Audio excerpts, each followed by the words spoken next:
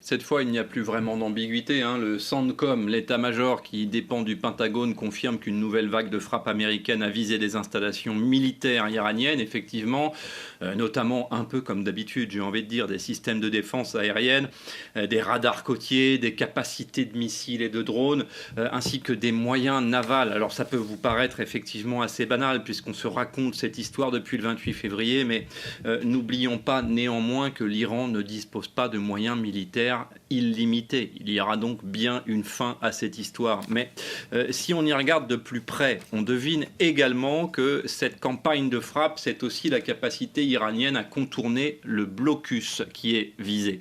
Notamment les axes qui mènent vers le Pakistan, l'Afghanistan, et on pense notamment à des voies ferrées et quelques nœuds routiers également, en particulier les pénétrantes vers le Balouchistan pakistanais voisin, qui est un axe de sortie pour les matières premières que l'Iran pourrait continuer à vouloir exporter en échappant au blocus. Donc Washington explique agir en réponse évidemment aux nouvelles attaques iraniennes contre la navigation commerciale dans le détroit d'Ormuz, c'est vrai.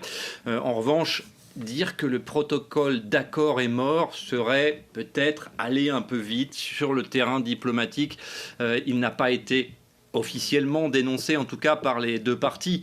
En réalité, ce protocole est aujourd'hui, c'est vrai, vidé de sa substance, comme le cessez-le-feu d'ailleurs. Les deux camps s'accusent mutuellement de l'avoir violé. Les frappes ont repris.